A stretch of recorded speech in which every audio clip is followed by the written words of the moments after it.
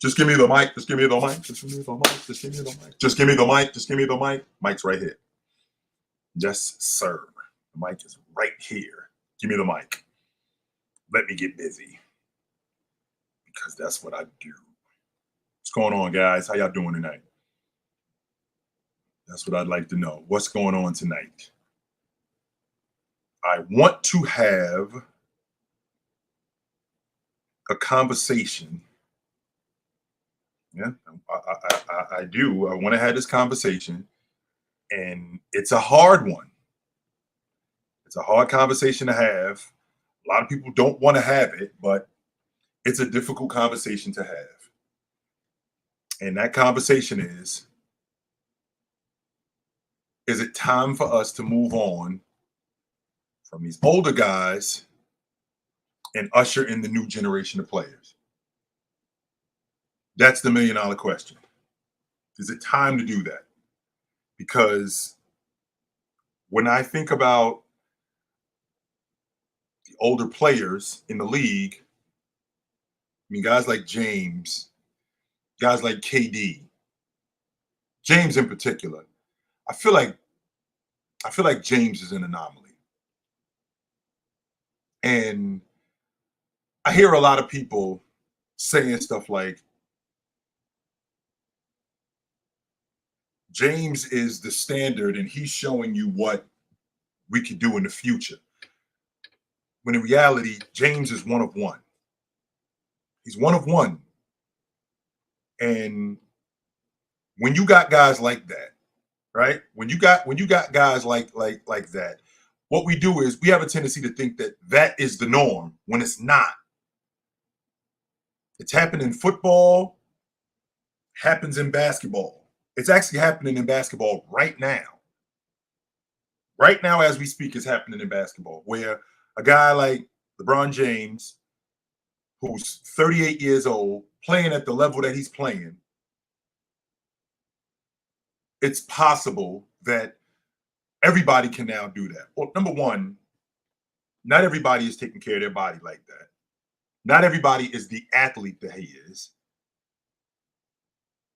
KD has periodically, right? KD has periodically broken down.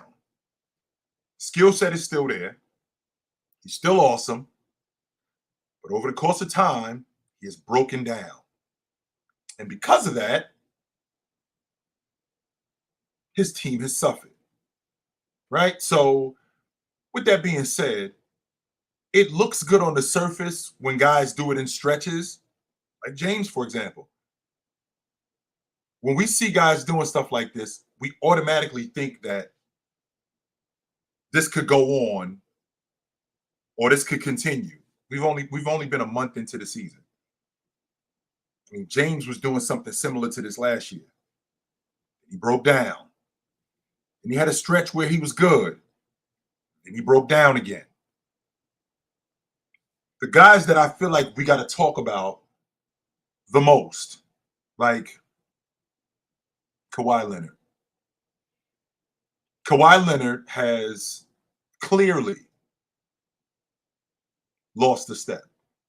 He does not look like the Kawhi Leonard of old. And he just looks like old Leonard. What I mean when I say that is where he was the most effective as both an offensive and defensive player, he's not that anymore. His mid-range jump shot, 16 feet and out. That was where he lived. We all know he was damn good around the rim. He's always been good around the rim. But 16 feet to the three-point line, that's where he lived. That's where he made his living. He could shoot the long ball with the best of them. But he lived 16 to 20 feet. That's where he lived. We were having conversations about Leonard. There was a time where we was having conversations about Kawhi Leonard being one of the best mid-range shooters in NBA history. That was going on. That was an actual conversation. Like we talk about KD, like we talk about Jordan. We talk about mid-range shooters, like we talk about Bryant, right? We were talking about Leonard like that. He doesn't get the same lift on his shot like he did in years past. His game looks flat. And I'm not buying the logic that, yo, he's starting off slow. No, that's what the offseason is for. The offseason is to get yourself in shape, which he came into camp in phenomenal shape. He didn't come into camp in good shape. He didn't come into camp in great shape. He came into camp in phenomenal shape. He looked fantastic. And because of that, there's no reason to think that he wasn't going to be able to not start hot, but be sharp right from the beginning, because he didn't have to work his way in. He did not have to work his way in. He was already sharp coming into camp. And then the logic that you guys try to sell me is, well, he's starting off slow and they're saving him for the playoffs. Y'all did that last year. You did that last year. He started off slow and you saved him for the playoffs. And he broke down in the playoffs. So this isn't an indictment on Leonard's game, right? This is not an indictment on who Kawhi Leonard is as a player. What this is this is accepting reality. And the reality is Kawhi Leonard physically isn't what he used to be. And because he's not physically what he used to be, his game is suffering because of that. If you look at what he's been doing over the first month of the season, his game has clearly suffered because of that. He doesn't shoot it in the mid-range like he used to. He doesn't defend nearly as much as he did. He doesn't defend as well nearly as much as he did 3-4 years ago.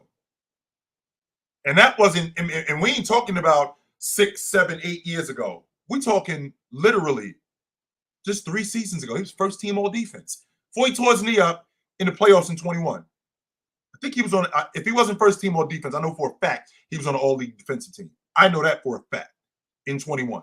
He still was playing at a high level defensively. He hasn't done that since then, and that was 3 seasons ago. That was 3 years ago he played like that.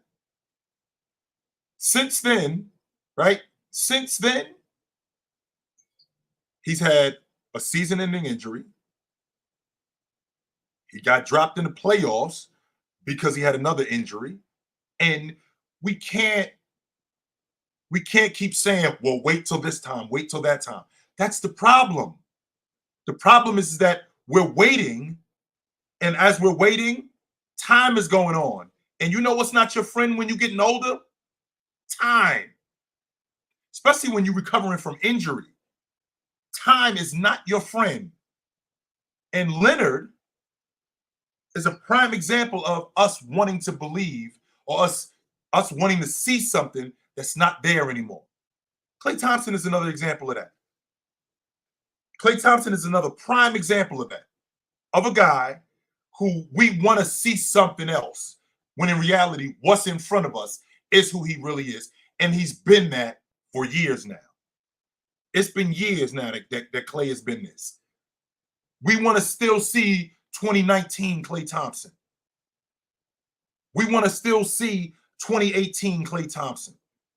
And in reality, that dude is gone. 2019 Klay Thompson, he gone. 2018 Klay Thompson, he's gone. Can Klay Thompson still play? Yeah, he can still play. He can still play. Is he elite? No, he's not elite anymore. No, he is not. When I start hearing people name guards, and it's actually a conversation between them, between Jalen Green and Klay Thompson, between Desmond Bane and Klay Thompson. Guards like that. I'm thinking to myself, we would never have this conversation 4 years ago when Klay was healthy. We would never have this conversation 5 years ago when Klay Thompson was healthy. But the problem that I'm having is that we want to see these dudes for what they used to be. instead of accepting them for who they are now. Kawhi Leonard has clearly regressed physically. And he got it. It's not like he came into camp out of shape. He was in great shape. He was in fantastic shape. Klay Thompson was in great shape coming into camp. We've already seen James Harden. I already see what I see from James Harden. I see a guy who didn't take care of his body, used the regular season to get in shape, which I don't take issue with that. Use the regular season to get in shape. But don't tell me when you're using the regular season to get in shape, right? Don't tell me when you're using the regular season to get in shape. When the playoffs come and you break down, yo, I wasn't healthy. Well, that's what the offseason was for. That's why you take care of your body. That's exactly why you take care of your body. So you don't have to worry about that come February, come April, because I'm already in great shape. I'm already doing what I can do to get in great shape. So I'm already ready for this. Already. I'm not worried about this at all. Yeah, football. I'm watching the game. They're smoking the Lakers. They're up by 25 right now. I see it. Yes, I do see it. But I feel like I think it's time we have this conversation about moving on from these guys. And we got to start paying more attention to these younger guys. It's time that we have this conversation, that we start talking about Tyrese Maxey, Tyrese Halliburton. We start ushering these guys, these young guys, we start ushering these guys in, because these older guys are exactly that, older, and they aren't what they used to be. So we have to start paying more attention to these young guys, because they're the future of the league. Luka in year 6. We got to start paying attention. We got to start paying more attention to Luka. We got to start paying more attention to Trae Young, to Tyrese Halliburton, to Tyrese Maxey, to Wemby, to Chet, to Jalen Williams, to Shai Gilgeous-Alexander. More attention to Donovan Mitchell. We got to start paying more attention to these dudes. And we got to get off the Klay Thompsons, the Kawhi Leonards, and James Harden. We got to get off of them dudes. We have to move on from these guys. That's not to say that they are out of the league. That's not to say that they're out of the league and they're no longer relevant, because they are. But the difference is these younger guys are the future of the game. Because they're the future of the game, and what we see from them, it's obvious that time is moving on. And we're missing the show because we still have guys like James Harden, Klay Thompson, Kawhi Leonard, LeBron James, who is an anomaly, Kevin Durant. These guys are anomalies. The league shouldn't still be on the back of a 37, 38-year-old. The league shouldn't still be on the back of a 38-year-old and a 35-year-old. These dudes should not still be carrying the league. That should not be the case. And as good as Kevin Durant still is, which he is fantastic, by the way, I want to make sure that I'm clear on that. He is fantastic. But we have to start ushering these younger guys, Jason Tatum, Luka, Tyrese Halliburton. We got to start paying more attention to these dudes. We have to. Because these guys are going to be around way longer than these guys here. Way longer. There's no reason for me to continue to hope that Kawhi Leonard's going to get better and I'm going to see the old Kawhi Leonard. That's not the case. That's just not true, man. There's no reason for me to keep thinking that Klay Thompson is going to turn back into the old Klay Thompson. There's no reason for me to keep thinking that from what I've seen from him. No reason for me to keep thinking that. None. Same logic with Klay Thompson. Same logic with Kawhi Leonard. Same logic with James Harden. Excuse me. Guys like Damian Lillard, who is still good, but Dame is on the other side of who he used to be. He's still fantastic. Don't get me wrong. He is. But we got some damn good young players in this league, yo. We do. And we need to start paying more attention to these guys. We do. And the reason why we have to is because they're going to be around way longer than James Harden and Kevin Durant and Kawhi Leonard and Paul George and Kawhi and LeBron James, Kevin Durant. They're going to be around way longer than these guys. So we need to start paying more attention to them. And I understand that these guys have been the face of the league. James has been the face of the league for a decade and a half, man.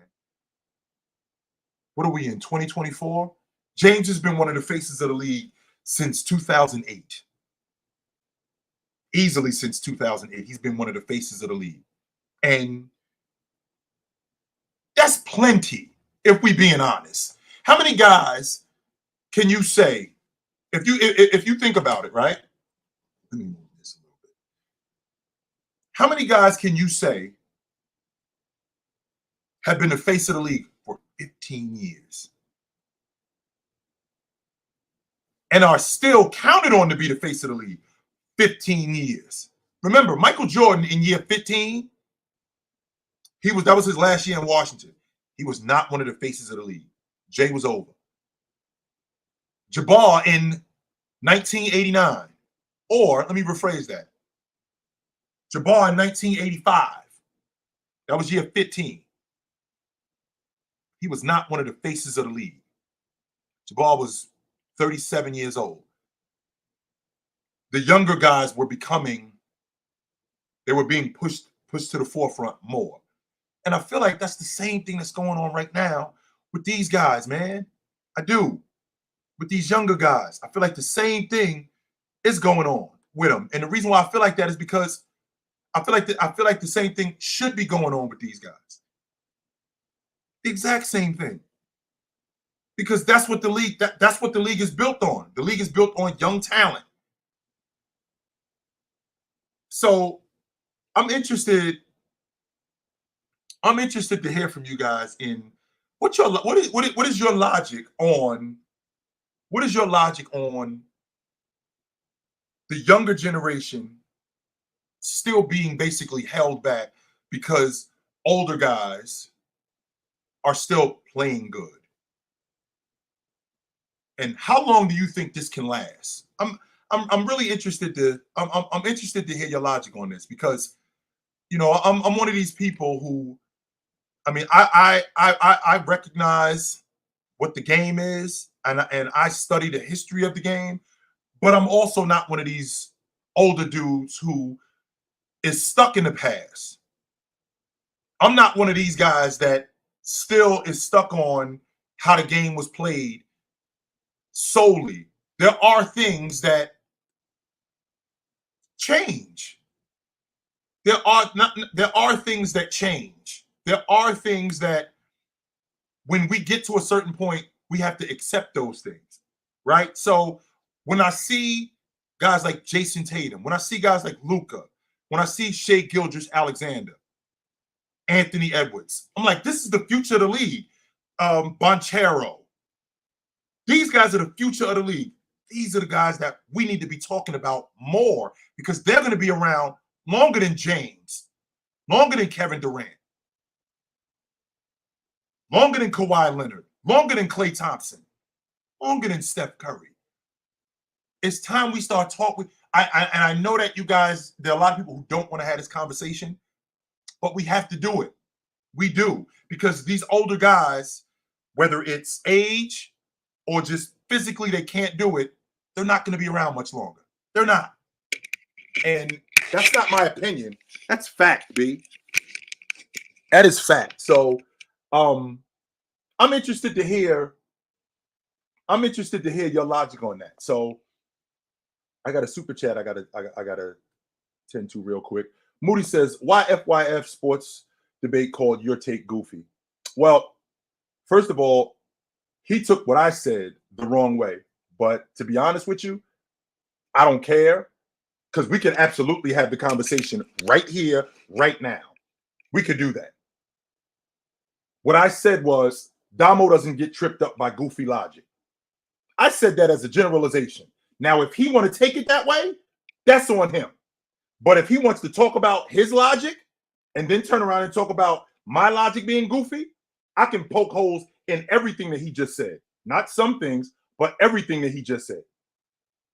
So that's that. But I'm interested to hear you guys' logic on these older guys. I am.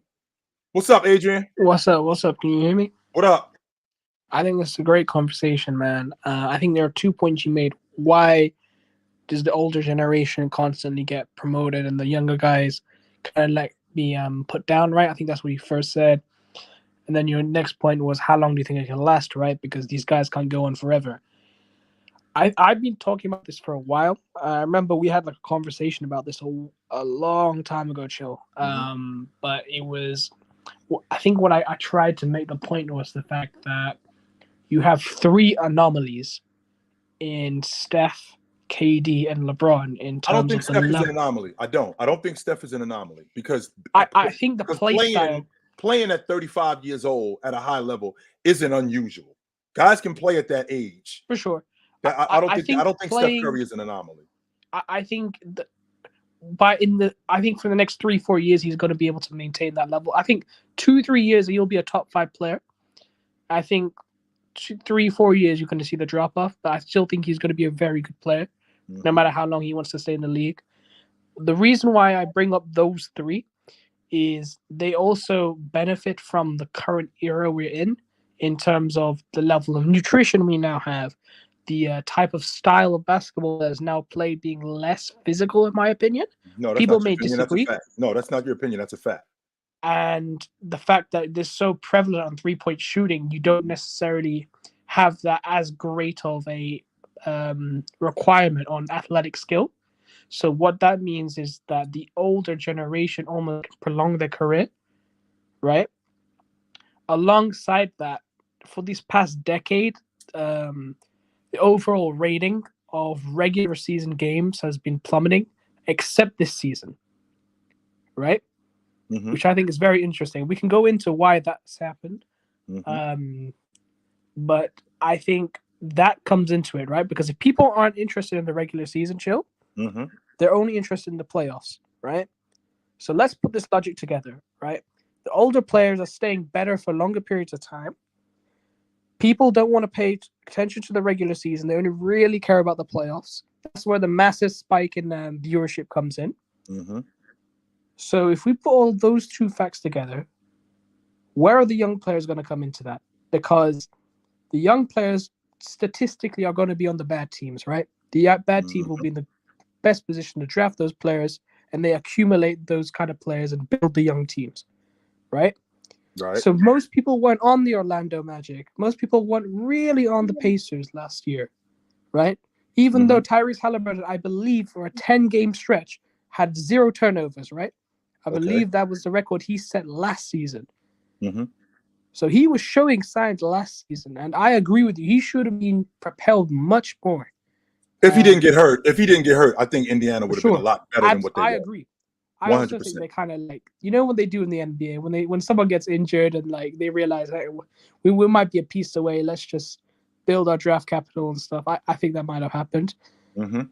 I also think because a lot of these bad teams, these younger teams, haven't been making high seedings or being in the playoffs, and because people don't really care about the regular season until this season, teams haven't really, which have a lot of young talent, haven't been highlighted, right? You've had the odd occasional moment. I think LaMelo made like an all-star when he was like 2nd year into the league, right? But on the whole, because of how the regular season is viewed and how fans view the playoffs, it just means that older generation players get highlighted more just because they happen to be on the better teams. Now, right? Even if that's true, which is that's a fair argument, but in this particular situation, I'm not sure if that applies. And the reason why I'm not sure if that applies is because no.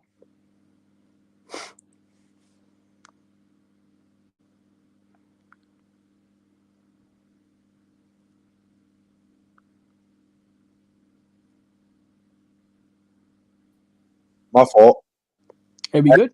Yeah, I'm good. My fault. So the point that I was making is your point is valid, but the reason why it doesn't apply in this situation is because the younger teams are actually making the playoffs. Exactly. Luka's 100%. team is in the playoffs. Yeah. The Atlanta Hawks now are seeing in the the jump. playoffs. Orlando is in the playoffs. So yeah, these teams are in the playoffs. So because they're in the playoffs, the casual fan, which is who the NBA is trying to get. That's what the in-season tournament is for, by the way. Exactly. That's what the in-season tournament. Remember what I said? The in-season tournament ain't for me. The in-season tournament isn't for you. The in-season tournament is for that's who it's for. It's to get the casual. They already got me on the hook. They know that I'm gonna watch, and I'm gonna watch Boston and Charlotte in the middle of January. They know I'm gonna watch that. They know that I'm gonna watch Chicago and Toronto in the first week of February. They already know they got me on the hook. They already know that. They're trying to get Carl, the 20-year-old who kind of watches basketball. That's what the in-season tournament is for. But back to my point that when you're talking about the younger generation, these guys are actually leading teams to the playoffs or close to it. For sure. And because they're doing that, we are still stuck on the Golden State Warriors, the Clippers, the James Harden and the Kawhi Leonard. We still stuck on that. When we got a kid in Indiana who I personally think we're going to have a conversation about him being the best league guard in the game. Chill. This guy is in the league right now, and he's fantastic. You're hitting on something I've been trying to say for a long time. Meanwhile, we still stuck on James Harden getting traded to the Clippers. Yep. Yo, man, We're kid in Indiana, CP3 coming off the bench for the Warriors. We need to start paying attention to these other kids, man. They're fantastic. 100%, bro. The amount of talent that's in the league right now, I don't think I've seen in a very long time, Chill. In terms of the level of young talent, in terms of the older players playing to the level that they are, the current players playing at an MVP level caliber, there's just so much parity and talent in the league. The reason, again, we're going to get onto this season later on, because you made a very good point, and I want to make sure we get onto that. Just historically, the teams that you have mentioned, what do they all have in common? Golden State, Clippers, Lakers, Sixers, Bucks, older teams which have historically consistently made the playoffs and are consistently relevant, right? I think that's the main reason why they get all the highlight from the media, because that's what the fans are coming to watch. Mm-hmm. They aren't coming to watch Orlando last year, right? They aren't coming to watch Indiana last year. They are watching them this year because they're successful, right? And they've made the regular season more interesting. How have they done that?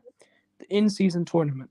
Because I think some people forgot what it's like between now till January, right? This is normally the period of the NBA season where you get that lull, right? Actually, no, not actually. It's right before the All-Star break, like maybe right a before, month and a half. My bad. So we haven't entered the dog days of the season yet. For sure. We ain't there yet. Like and I think late the finals, December, I believe, right after Christmas, right into the All-Star break. That's the dog days of the season. For sure, yeah. And I think the in-season tournament, the final game, covers that period, I believe, right? Yeah, it does. So we're going to keep getting these types of level of games consistently throughout. Mm-hmm. The reason why I think this has also helped the younger teams is that the games have become more competitive, right? Mm-hmm. It gives them that playoff setting, that like sort of pseudo playoff setting, and it highlights the younger players more. And because you're now seeing the jump, this is the first year I think we've seen the big jump from the young team, like the Rockets, I'd say. The Orlando obviously are the big one, and the Pacers as well. Is there any others? In terms of young Memphis teams, a couple of years ago was that team, but they've had that fall off. Minnesota, I don't really class Minnesota as a young team. I do. Would you say that? Okay, so they're a young team for you as well. So they would be in that conversation as well. Would you say Dallas is a young team? They got a young star. Right. Okay. So yes, they do. There's what we're now seeing is those Sacramento got a young teams. team. Sacramento got a young team. Houston, 100%. So New Orleans. And I think what's now happening is we're now seeing all the talent that's been slowly built up by these teams rise to the top, right? I think we're finally seeing the jump. And I think now we will see more segments on ESPN about Paolo, more segments about Tyrese Halliburton being in the MVP conversation, which I don't think is crazy to say. I do not think it's crazy to put Tyrese Halliburton in the MVP conversation. Chill. I don't think we've ever seen a guard with this level of decision-making, playmaking, passing ability, and the size and shooting that Tyrese has. When I watch him, one package. He looks to me like Derek Harper, a better version of Derek Harper. That's what I see when I see him. But I don't know if we've seen. It's like Derek Harper with a more consistent jump shot, which is crazy because you look at his jump shot, it doesn't make sense. Yes, that's what he looked like to me when I watch him. So, Adrian, I gotta go, brother. It's good to talk to you though, but I got a pretty good line up here. I gotta go, but it's good to talk to you, brother. I know where to find you at. I just have a difficult time with the logic of getting stuck on these older dudes. Of course, I'm an older dude, right? So I miss Shaq. I ain't gonna lie. I miss Olajuwon like crazy. Yes, I do miss David Robinson, but I also gotta accept the fact that them dudes are gone and they ain't coming back. They not. They ain't coming back. So I had to move on. I'm in the minority where, and I've actually had this conversation with people, Minor. I'm in the minority. In 2003, I wasn't ready to let Jay go, and he was clearly washed, but I wasn't ready to let him go. I wasn't ready to move on from him. I wasn't. I did want one more year. I wanted one more year. I just wanted one more. I wasn't ready to move on from him yet. I just wasn't ready, even though it was obvious that he ain't had what he used to have. But in the process of me doing that, guess what I'm doing, Minor? I'm missing out on Ray Allen. I'm missing out on Bryant. I'm missing out on this new kid, James, that just showed up, right? I'm missing out on Vince. I'm missing out on these dudes because I'm still wrapped up in Jay. Yeah, Tracy. I got to let him go. I got to let him go. No, and it's funny you bring up that period of time in the NBA because that's very much reminiscent of what's happening right now. You look at the old guard, like you said, the Bryans, the Stephs, the KDs, the Russ, the James Harden. Man, they careers is on the sunset. And so, and Damo made this point, I want to say months ago, about how the NBA needs to propel their young talent more than showcasing the older players. But it's hard, man. And I think one of the biggest things, and maybe the reason the younger players don't quite have the gravity is because of performance in the playoffs and just overall consistency during the regular season. Right.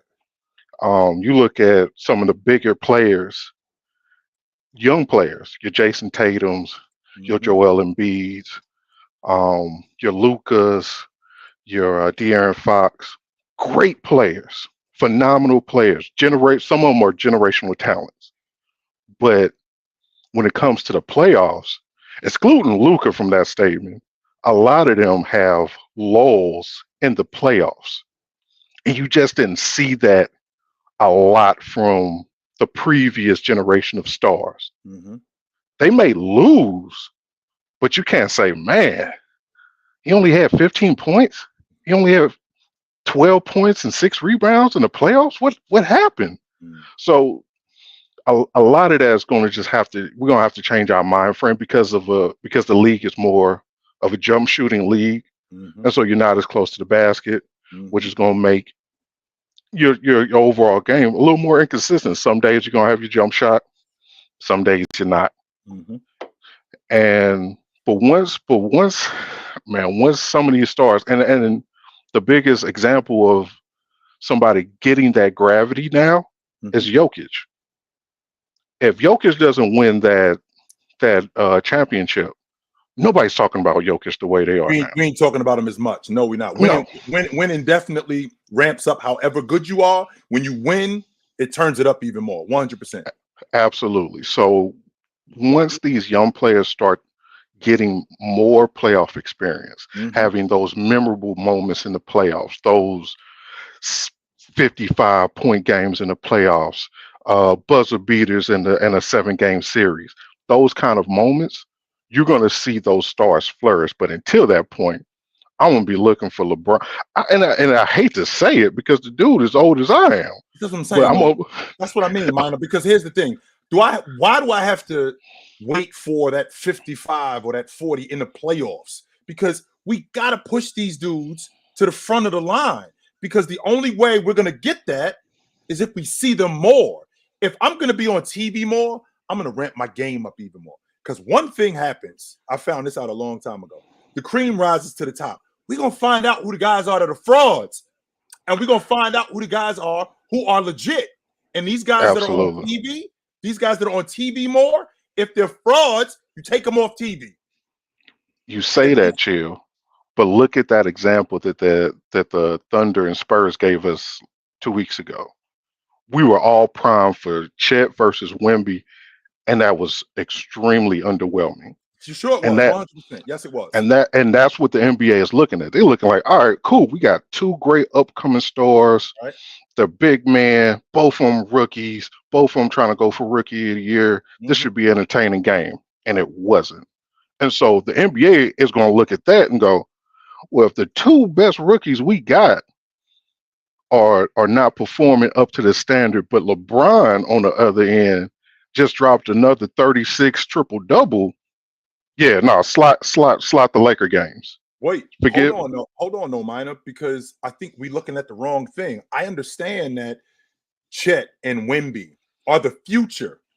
Meanwhile, we're looking at the wrong thing. As good as Wemby is, as good as Chet is, Chet got a dude on his team that's pretty awesome. Yeah. That we need to be paying attention to. Like Chet, okay, Chet is 2-3 years down the line. What about the dude that's on his team right now? Yeah. This is a guy that we should be showcasing. And then we'll get the Chet, because we already see who Wemby is going to become if this continues. We see who Chet is going to become if this continues. We paying attention to the wrong guy. That's what the problem is. The guys that we should be paying attention to are the SGA, Anthony Edwards. Like, you look at Cat, as good as Cat is, pay attention more to Anthony Edwards and Jaden McDaniels. Pay more attention to Herb Jones and Zion Williams. Pay more attention to these guys instead of, okay, LeBron James is this. Well, Jay is still awesome, but he's on his way out. And we're not going to find out who these guys really are unless we showcase them more. That's the only way we're going to find out who these guys are, Minor. That's it. I hear you, Chill. My only pushback is because even if you think back to Kobe Bryant, back to Vince Carter, back to even AI, those runs in the early 2000s in the playoffs, that's what got them.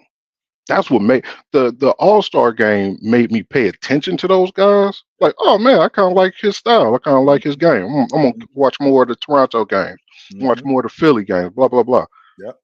But it went into the playoffs where Vince Carter and AI are literally dueling, and it ramped up. And I'm like, oh man, these dudes are awesome.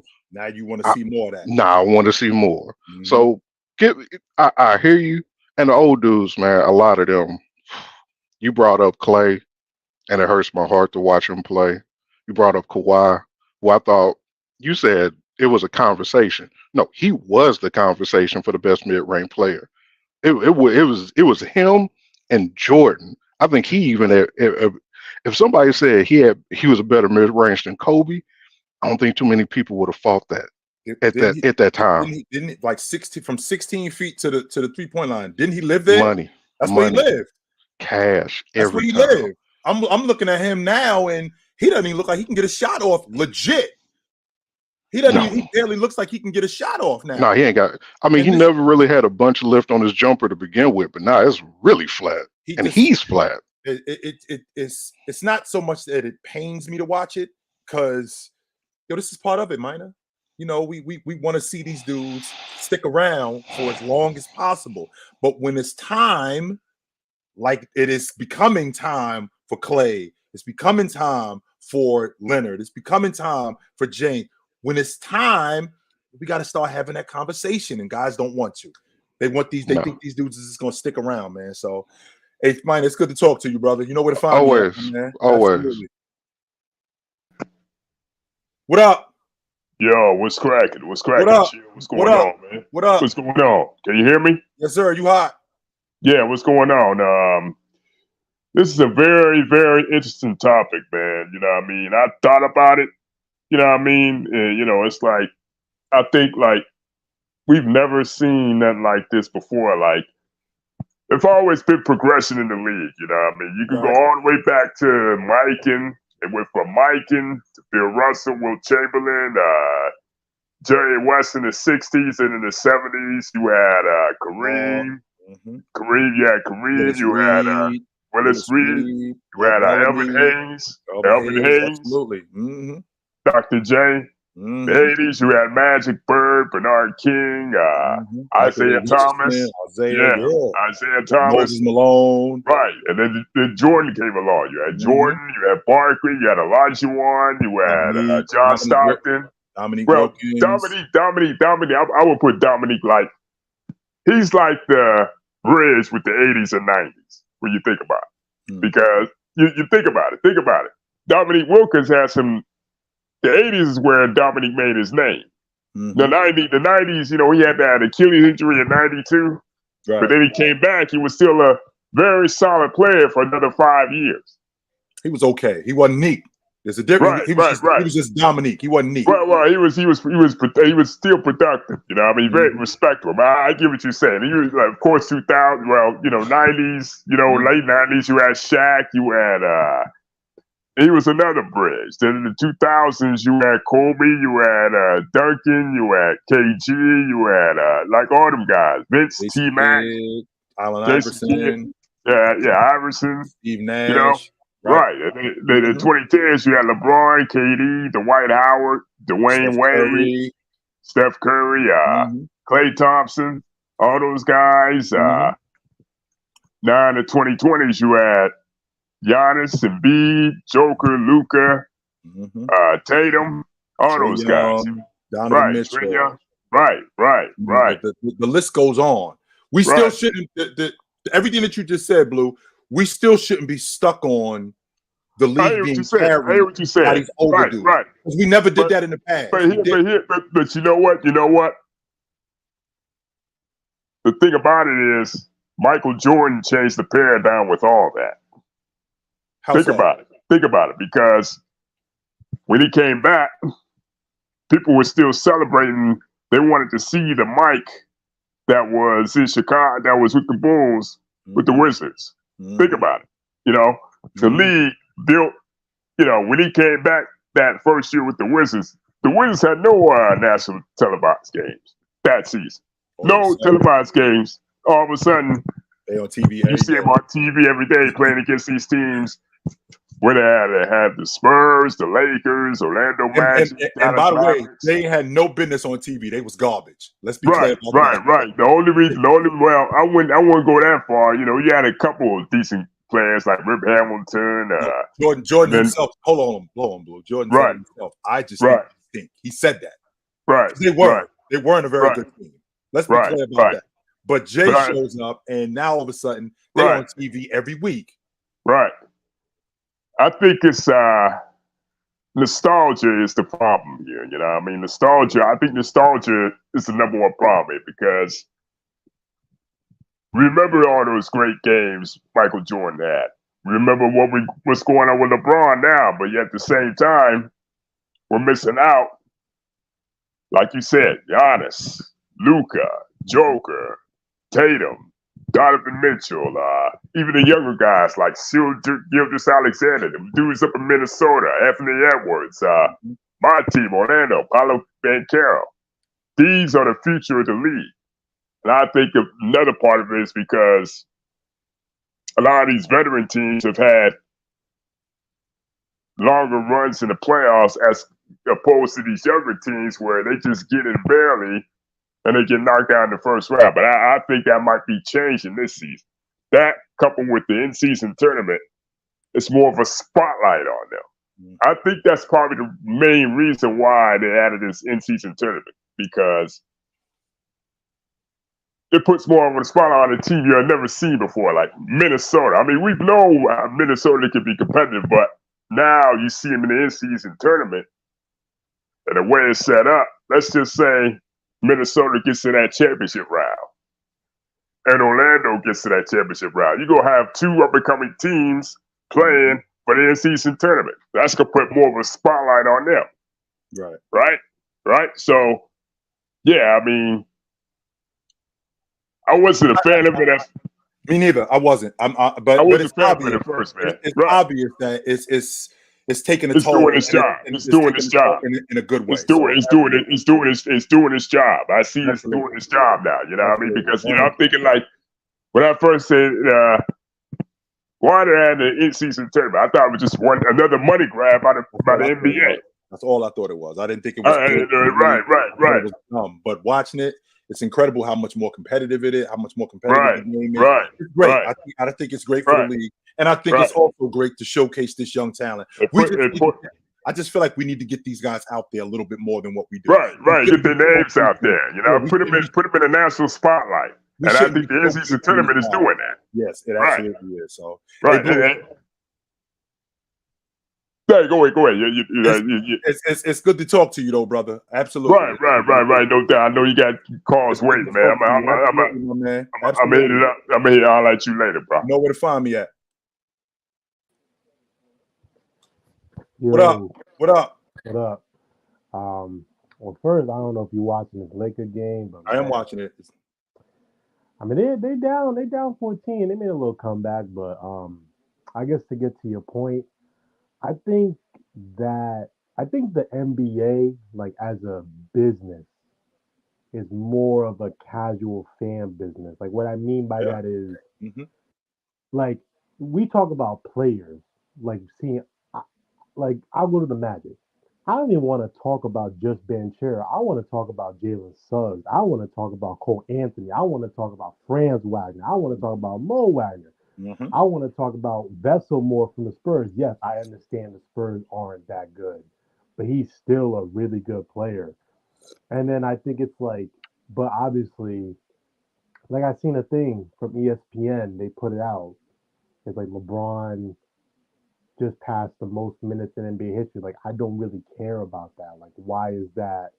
Like, it's great. Don't get me wrong. But, like, why don't we talk about more, like, what Tyrese Maxey's doing in the game right now and what, like, Joel And we should be. And we absolutely should be. No doubt about that. Because I think Tyrese Maxey is an all-star this season. I think he'll definitely be first-team All-NBA because he is balling. Actually, you think he's going to be first team All NBA. Remember, the All NBA team is positionless this year. Remember that. I just don't see what is he averaging? I think 25 right now, 25, 24. I think he's 24 game and 12 assists.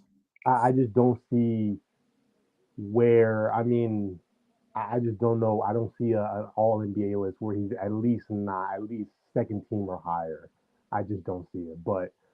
I also think that what the older generation is doing in terms of like when you see obviously all right, like the Suns, you have a guy like KD, you know what he does, you've seen him in the playoffs, but you know his game, and he's a guy where he plays with the team. He's not like he'll put your foot on the neck. I mean he'll put his foot on the neck, but he'll kind of take it off. Like he'll defer to other guys.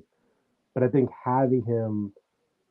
teams are too uncomfortable taking away minutes from those type of veteran guys and giving some of those to people who deserve it. Like I think Bobo is kind of just wasted because he's a 7'2" small forward who can handle, who can dribble, who can defend, who can pass. who can shoot, but it's like you have KD. Why do you kind of need him? Like that's how it kind of perceived. Well, you need him. You need him because one, KD is going to break down. Number two, he does give you some sort of value, but I think the main problem with him is that he doesn't play the way Vogel system is constructed. Vogel is a defensive coach, and one of the main problems with Bobo, he's got a motor issue. He's got a motor issue. He doesn't defend, and because he doesn't do that, if you ain't going to defend or rebound for Vogel, you're not playing. Yeah. Unless you do something else pretty spectacular, like what Devin Booker does, like what KD does, like what Bradley Beal does. Those other guys, energy guys, defend, rebound, things like that. Bobo doesn't do none of Bobo doesn't do that stuff. And because he doesn't do that stuff, that's why he's not in the rotation. For that reason right there.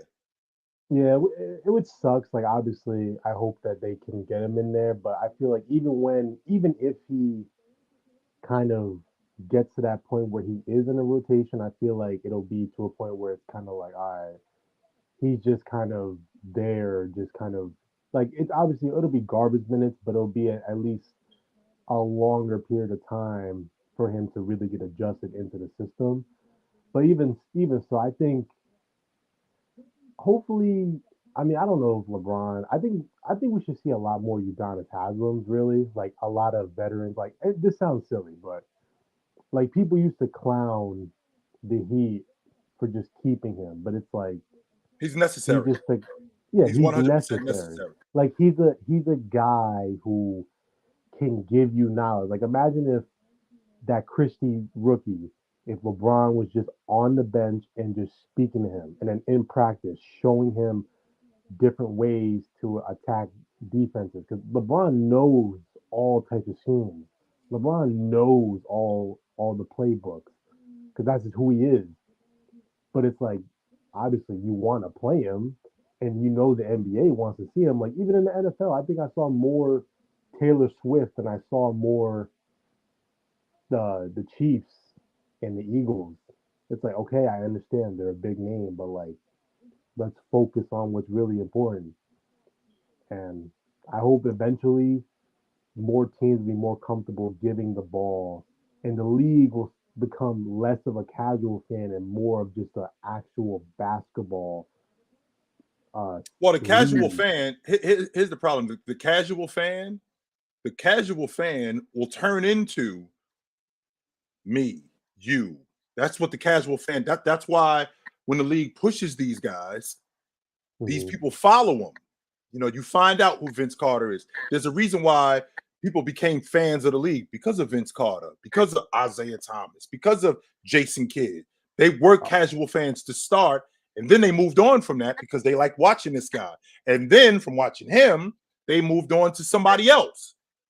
That's the way that's the way this cycle works, man. So if the league can push these younger kids, I think that's what the in-season tournament is for. If the league can push more of these young kids like this, I think that I think it will help the league out even more with these young guys. So good to talk to you, Big Herb. Of course, man. 100%, brother. Yep. What up?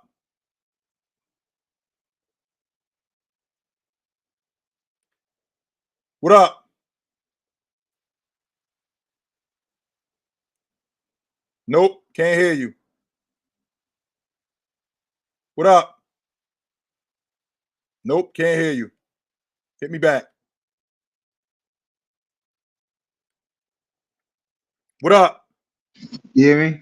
Yep, what up? Yeah, what up, man? What do you get? Yeah, no, UK fans are a big shout out to you, Chill. And I kind of agree what you were saying about some of the younger players, but I also think a lot of the things with the younger players, we got to get used to how they play.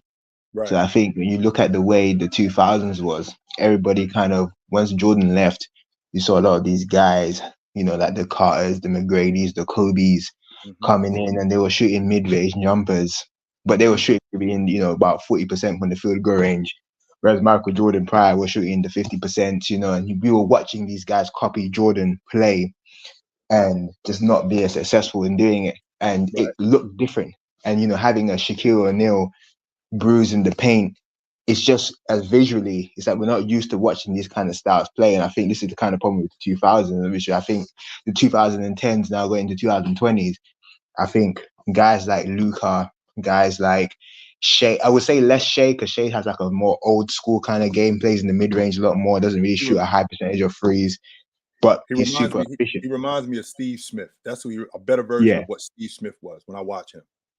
Yeah, I can probably see that as well. And I think, with Luka, I think you look at something like Luka, and you realize, in my opinion, Luka is the kind of the epitome of the LeBron James influence. And I think the reason why some people like to see him, because he kind of reminds you of LeBron. And I think you kind of get these guys who have like Harden and Russ, who I always think like Russ is basically a 6'4" LeBron with less IQ. Like, I just think they kind of do the same thing. And I think with now the newer guys, I think they shoot the ball well, that like the Levines and all those kind of guys like that. But I think visually as well, the way they kind of play in schemes, I think it's kind of like, what are they doing? And I'm not really computing it in my mind. So as an older fan, or a kind of fan that's been watching games from 10 years ago, you saw like guys wasn't shooting the free this way. Even Curry doesn't necessarily do it the way these guys do it. Like when you watch Trey, it visually jars me to watch Trey Young play, because he doesn't seem to have an understanding of how the game is playing and like pacing. And so when you get guys like this now in the new generation, you say, why can't we get rid of the older guys? Because the older guys they fully maximize their games. They're at their peaks. They know the spots. We know where they're gonna go. We know if they're gonna drive left, they're gonna finish with their right hand. Like all the defensive schemes they've seen, so we can visually look at them and say, okay, these guys are complete. And we can adjust to their games, and we can look at them and say, okay, I know exactly what KD wants to do. And you enjoy that style. But now these new guys are coming in, and you have to adjust your eyes to what they do, because they're just adaptations of the last generation that came through. But with that being said, Amari, wouldn't the same thing be said for the younger guys like KD, when KD first showed up, right? When James first showed up, when Vince Carter first showed up, they didn't really know what they were doing, right? They didn't have the quote unquote basketball IQ. They weren't really that smart, but they did develop that. And we saw it right in front of us. And the league saw it. So like you just mentioned, a guy like Trey Young, who, yes, he'll dazzle me with his ability to distribute, right? He'll dazzle me with his ball handling. He'll take some shots where I'm thinking, what the hell are you doing? Sure. But then there are other guys who don't do that. There are other guys like Jason Tatum, like Luka, right? Like Shea Gilgeous-Alexander, like Donovan Mitchell, the younger guys, Joker, guys like that, Jamal Murray, guys like that, who we see, and we see the progression of these guys. When we see the progression of these guys, these are the guys that we're pushing forward, because they're going to be the face of the league. They're going to be the guys everybody's going to want to watch. Because one, the league knows guys like Amari know the game.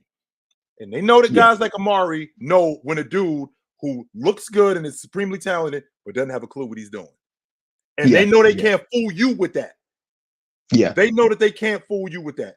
But the casual fan, what they're trying to do is they're trying to get him on the hook, to get him to see Trey Young, to get him to see Luka, to get him to see Donovan Mitchell, and let him decipher who is better. But we can't do that if KD's still on the TV, if James is still on the TV, if Kawhi Leonard is still on the TV, if Klay is still on the TV. That's why we got to get these younger guys to the forefront a little more than we already have them doing.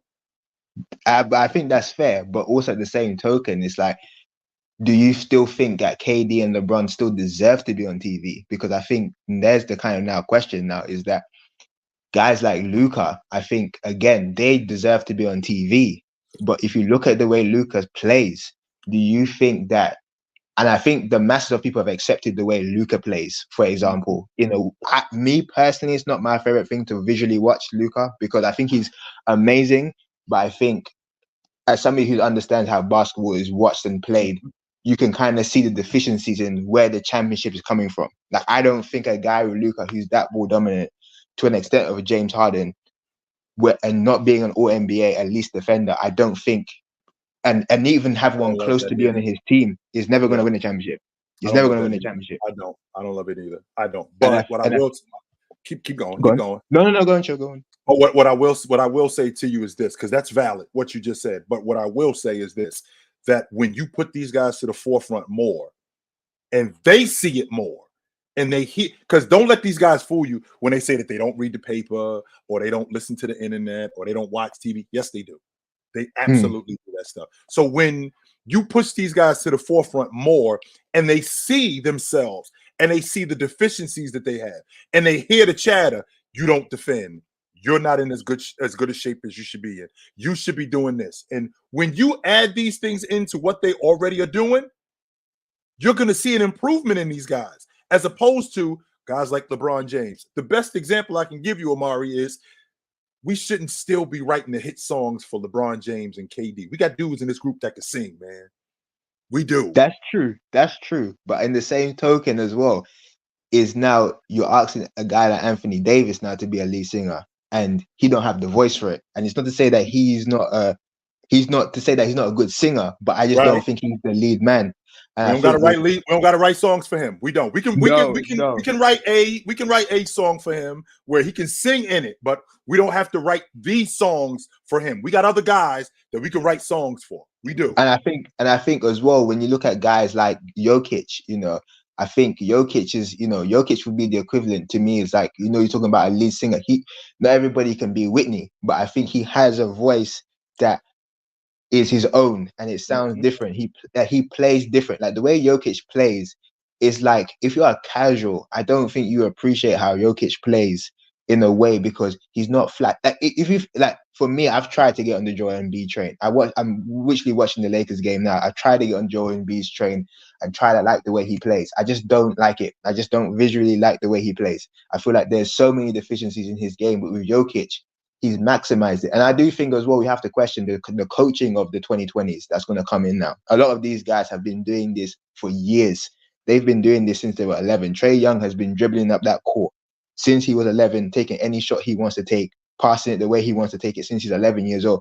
Now you're getting to this point now where he's now, 24? He's been doing this for 13 years. I think with the younger players that came in before, with the KDs, I think their coaches would have come from the 90s and the early 2000s school of thought, and they would challenge them to play in a certain kind of way. Whereas I think now you're getting from the guys with the Steve Kerrs. And I'm not saying Steve Kerr I think Steve Kerr is the best of those coaches that allow players to shoot lots of threes. But I think as well, now the way the game is played, okay, shoot a free. If have a shot that bails you out. And I think these coaches, let's say that they're softer, but I think they've adjusted their kind of thinking to play in a modern NBA where you need to have pace and space and a lot of 3-point shots. And I think a lot of these guys have seen this because the game is more available and been taking 3-point shots even when they're not necessarily good at it. I mean, look at Darvin Ham recently talking about he wants AD to shoot 6 threes a game. Why would you want AD to shoot? I think he was there was no way he really felt like that. There definitely no way. And I think to a certain degree, a lot of these guys, they don't play to their strengths. I mean, I'm going to use AD as even Jason Tatum and even Paul George. I think these guys should post up more. Like, I watch Jason Tatum and I think, you're 6'10". Like, why are you doing a dribble step back free when you can just post? Like, I feel like if Tatum could be better if he just played in a certain kind of way. He actually does play a little more in the post this year than he's done in the past. Yeah. He does. And I think that's largely due to the Celtics being on TV more. Yes. And him hearing it. Yo, you need to play in this area more. This is where you'll be more effective. And him seeing himself shoot the long ball as much as he does. Maybe I'm not as good here. And this goes back to my original theory about when these guys are at the forefront and they see themselves and they see what they're doing wrong and they see what they hear what the masses are saying about them. When they see that stuff and when they hear it, it's natural to go, okay, this is what I have to do better in order to be better, in order to stay on TV, in order to stay at the forefront. I'm 100% in agreement with that. So, all right, brother. Oh no, thanks. Absolutely, No problem. My man. Good to talk to you. And to my man in the chat, Mr. John Wick, right? So John Wick said, how about they put themselves in the forefront more and make deep playoff runs? You mean like Michael Jordan did in 1987 when he was getting bounced in the first round 3 straight years? Huh? Are you talking about that dude? Are you talking about the other players who are you talking about Shai Gilgeous-Alexander who hasn't been in the playoffs yet? Are you talking about Donovan Mitchell who hasn't been deep into the playoffs? I mean, he's been in the playoffs, but in terms of going deep into the playoffs, how are we going to find out about these guys, these young guys, who, by the way, when they are young, they get on these young teams and they're not very good. That's the problem. They get on these young teams and they're not very good. And the league is based on young talent. Not everybody that's put to the forefront should be on teams making deep playoff runs. That's unfair.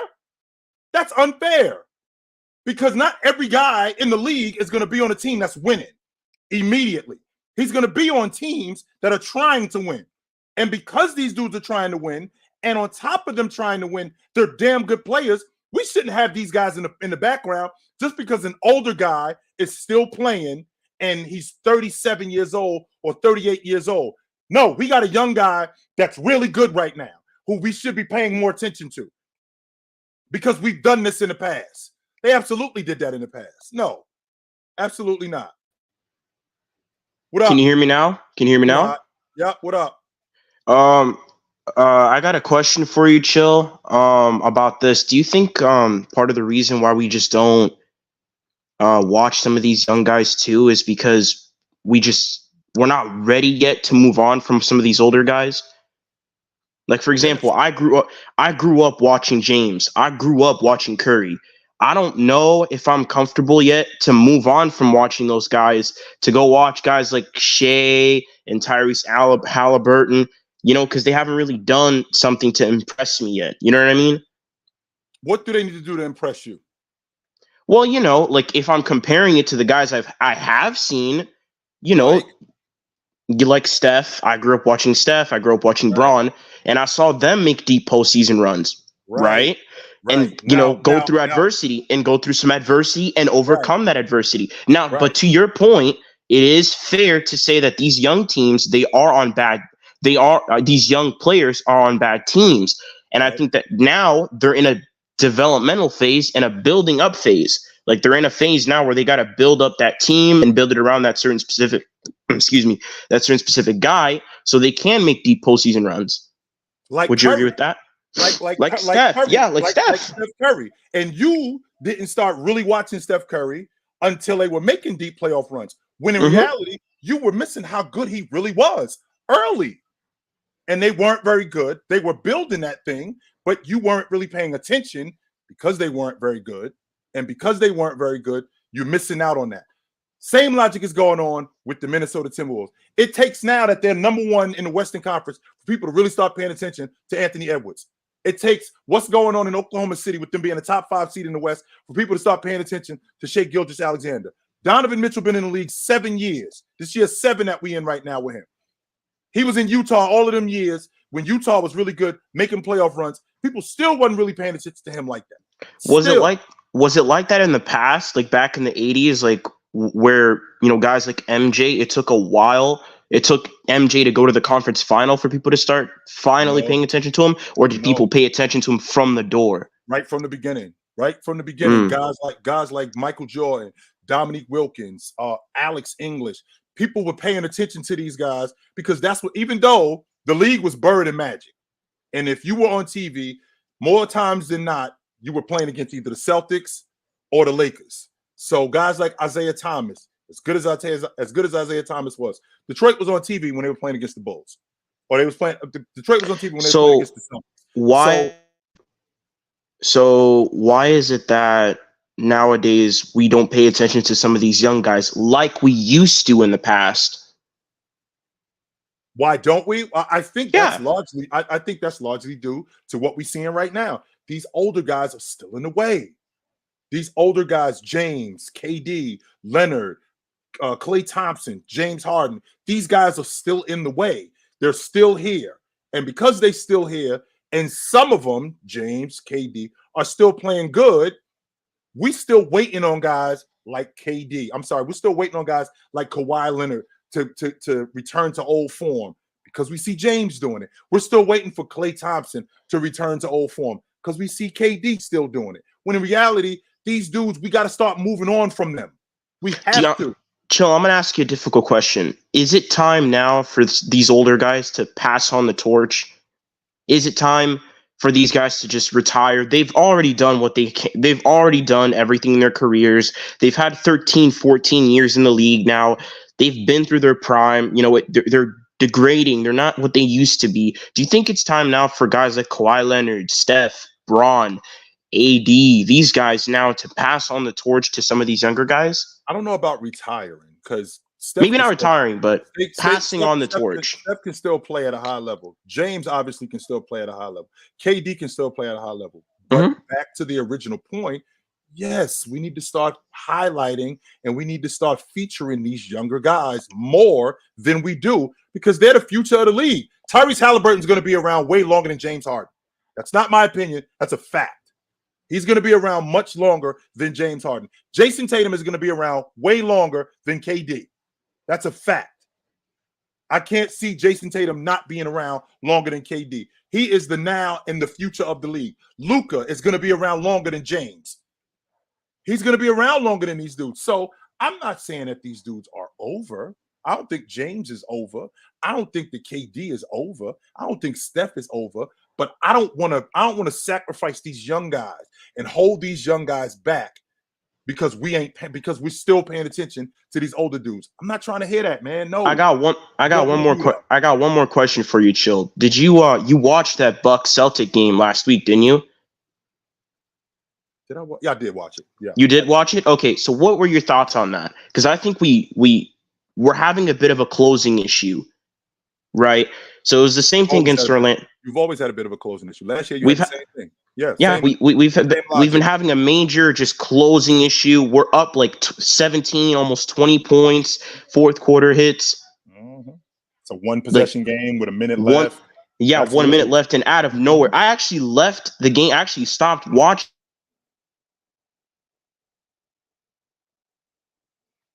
Did I lose him? I think I lost him. Yeah, I think I lost him. Kel, what up? What's up, Chilltown? What up? Man, so this topic here is this is a really good discussion because it is we've been saying this for like since 80s, 90s, 2000s about like moving on from the older guys, moving to the new generation. And it's more so like when is the time we do it? Or like why do most people don't usually move on? But the issue is that there's a lot of issues that goes into it. It's because one, that's how the media portrays it. Because I understand it's LeBron James and I love LeBron to death, but there's no reason why, for example, a casual may go on ESPN and then the main topic they'll still talk about LeBron James like we were in probably 2010, for example.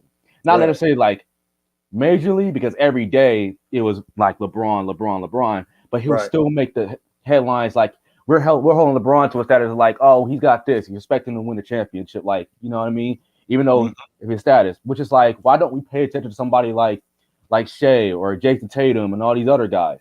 But then for me, it's a topic for me because I'm only 22 and I can speak for my generation that we grew up with, like LeBron.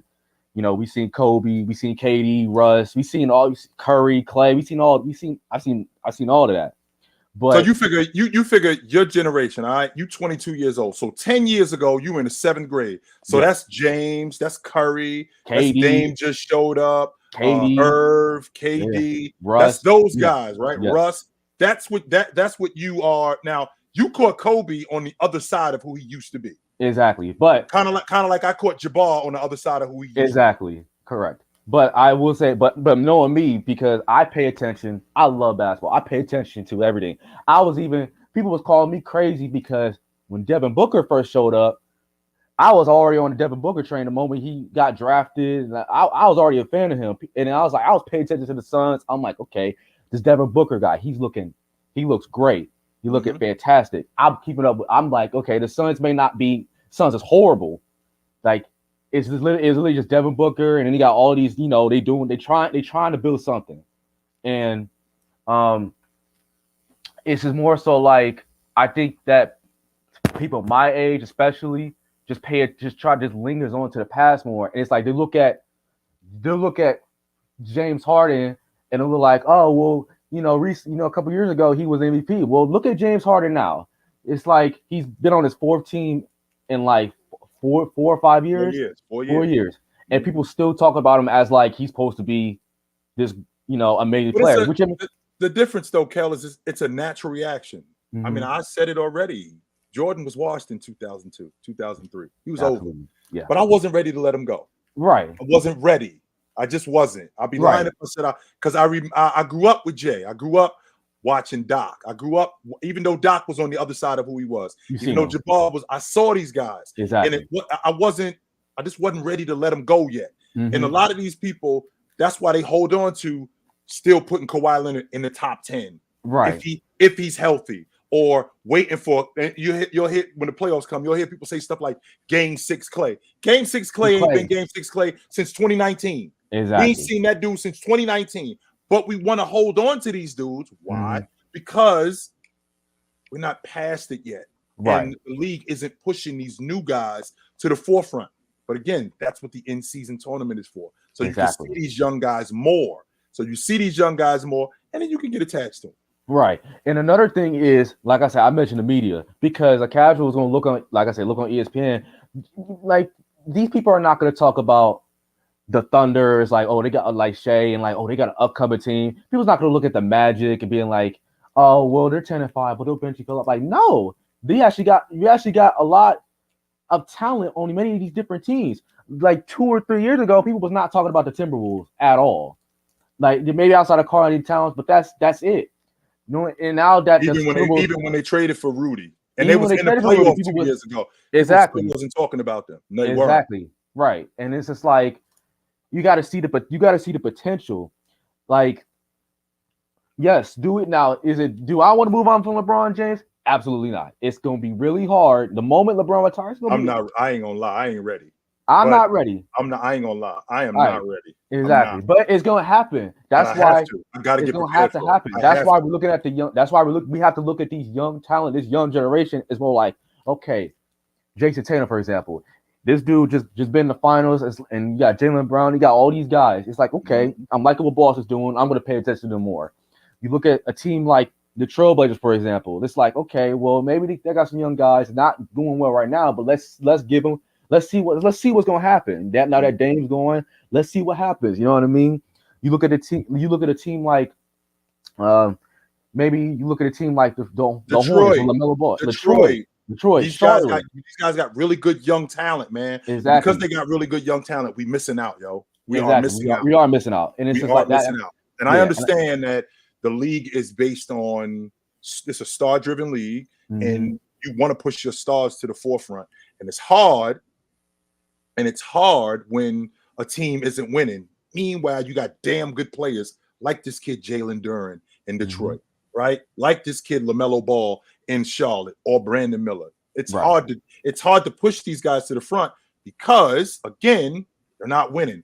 But there's plenty of other guys in the league outside of James, outside of KD, outside of Kawhi Leonard, outside of James Harden, outside of Klay Thompson that we should be watching and we should be paying more attention to. And the league needs to do something about that. They really have to do something. And it is my last thing, and I'll let you go. Like I said, it is a problem that I just wish that people will pay more attention to all these young teams. Like, stop paying attention to, like, okay, maybe like LeBron, just because LeBron, of course LeBron's there, they're gonna get headlines. I understand it. And we should appreciate LeBron and all that stuff while he's still here. Obviously, we're gonna do that. But we have to pay attention to more of these young stars and what we gotta do, because I can't go around talking to people and it'll be like, oh well, let's wait until Kawhi is healthy and in the playoffs, all that stuff. Like, that logic's been going. We've been saying that for years, man. Exactly. I mean, all right, enough already. All right, it's like enough already. I heard it already. Right, and it'll be like, oh well, you got LeBron and Kawhi and all that stuff. I'm like, bro, we hear that. People will still, like, another thing, people will still talk about Kyrie Irving as like he's this special. Now, get me wrong, Kyrie Irving is special, but as a Cleveland fan, I'm getting tired of people coming up to me like Kyrie's like maybe this. They'll hold Kyrie as like what he did in the 2016 finals. That was 7-8 years ago. I'm over it. I got my title is over with. Now I have to look on to my cast. Like, okay, we got Donovan Mitchell. I'm worried about we gonna resign him. How we gonna develop Evan Mobley, Garland, Jared Allen? We got Karis LeVert. We got all these young guys, and it's like you'd be like, oh well, Kyrie, like, bro, just stop it. Like, No, I think that's what's wrong with most of these. I think that's what's wrong with a lot of these fans. Like, hold on to this. Like, okay, well, you weren't paying attention to Steph Curry until they were making deep postseason runs. Well, you missed out on Curry when him and Monte Ellis was like together, right? Because him and Monte was actually a pretty good duo, even though they weren't doing what Curry and Klay and Draymond did, but it was still exciting to watch because they got like a young crew. And you also missed out on how that whole thing developed. Exactly. Why they decided to move on? Why they decided to move on from Monte and get Klay when they got Klay, and they saw these two guys together, and they go, all right, this is the future of basketball right here. Even though Monte Ellis was 25 a game. And 25 a game in 2008, 2009, 2010. That's a lot of points. That's a lot of points. Then. But they see the future and they see Klay Thompson and they go, yo, these two dudes is better than these two dudes. So we're going to go with these two dudes right here. And this is what the league is going to turn into. And it did. So I'm hoping, I'm hoping that that's what the league turns into. I'm hoping that the league turns into pushing these younger guys even more. So good to talk to you, though, Kel. You know where to find me at, brother. Yes, sir. Hey, Mike. Hey, Mike Will, whatever your name is. Just so you know, don't think that I don't know that you a front-running KD fan. Don't think that I don't know that. I do know that. Because if I didn't know that, I would see you talking about the Phoenix Suns 5 years ago when you just got Devin Booker 6-7 years ago. I would hear you talking about them more, but you don't. You're talking about them because they got KD, because they got D-Book, because they got Bradley Beal. That's why you're talking about them. And I don't have a problem with that. But don't think that I got to talk about them or I got to get on their bandwagon because you want it. I'm somewhere else. I'm somewhere else, and I will not get involved with that. Absolutely not. Hell no. I ain't getting involved with that. I don't think so. Dave has a super chat, and Dave says to me, I remember a time when it took time for young guys to improve. Why do you think teams are improving so quickly? Is it the rules? Is it the rules, training? I think it's a number of different things, Dave. And one of the things I think it is the most is I think it's because the league is as young as it is. That's what I think it is more importantly. So actually, Mike, I'm not a Laker fan. See, unlike you talking about Phoenix, I'm actually not a Laker fan. I'm a James fan, and I'll actually admit that. I don't like the Lakers. I watch James. I'm not a Laker fan. See, unlike you talking about, yo, you ain't watching Phoenix and D-Book. I ain't doing that. I'm not doing that. I'm watching James. And the difference is that I can actually admit it. You are the one who's telling me about the Phoenix Suns, like you down with the Phoenix Suns. No, you ain't. You down with KD. That's your guy. So just say that. Just like I'm saying, yo, I'm down with James. I watch James. No question about it. But to answer your question, Dave, the NBA is a lot younger. So back in the 90s or the 80s and in times like that, it was a man's league. So a young guy, 19 years old, showing up, he had to develop because he was dealing with grown-ups. A lot of these 19, 20-year-olds, well, they're listening to other 19 and 20-year-olds. The vets on their team are 25. They don't have any real vets on their team like AC Green, right? Like Michael Cage or like Udonis Haslem or guys like that. They don't have that. So because they don't have that, the development for them is basically learning on the fly. They don't really have anybody to teach them, right? They don't have anybody to teach them anything. Not in that area. They don't. So because they don't, they're learning it as they go. Because this is a young league. And because it's a young league, that's what you got to deal with. So, and to call me delusional, Mike, you got some nerve calling me delusional.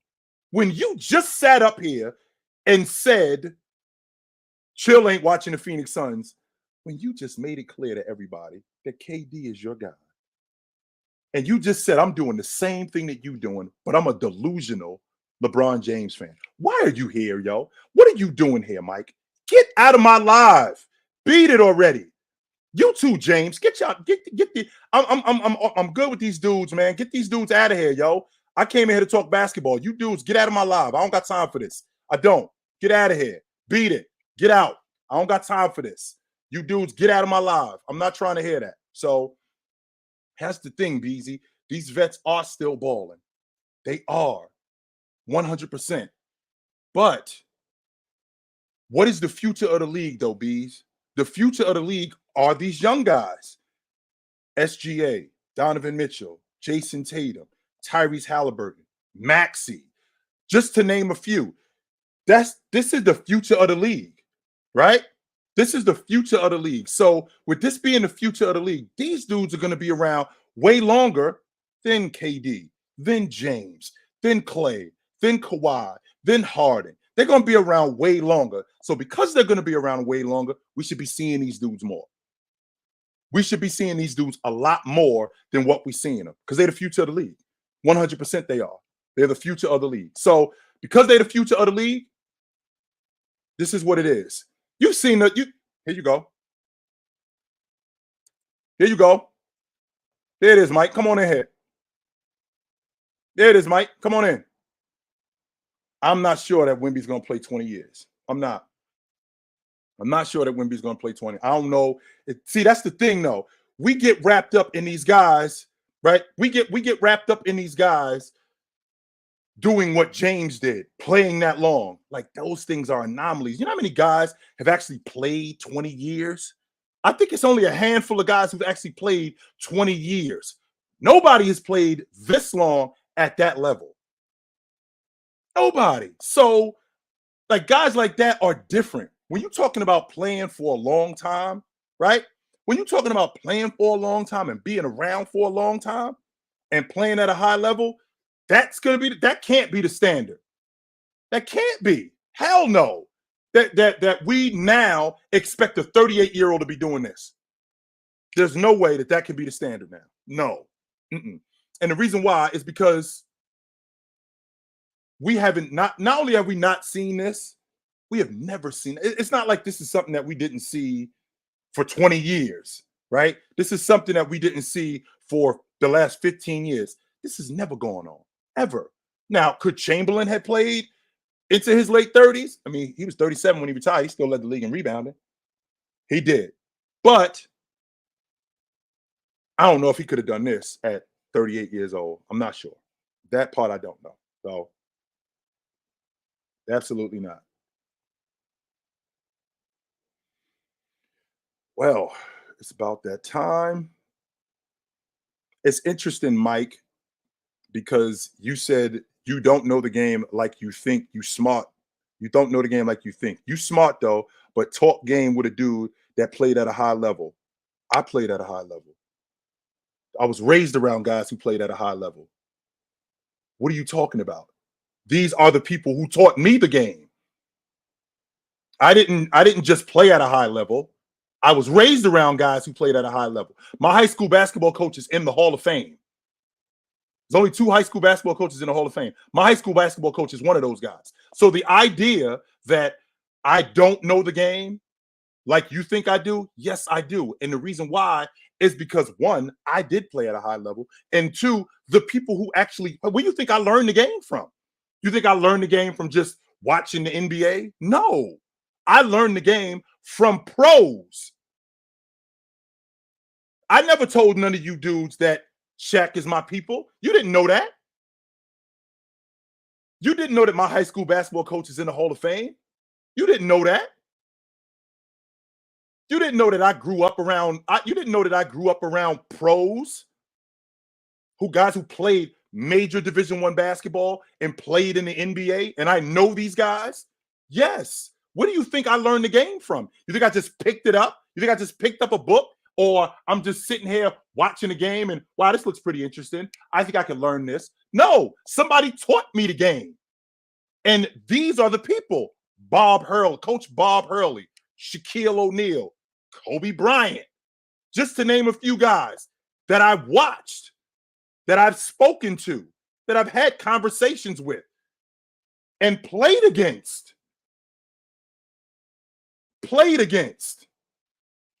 Whether or not you played at a high level or not, that's neither here nor there. The point is that to say that I don't know what you think I know, yes, I do.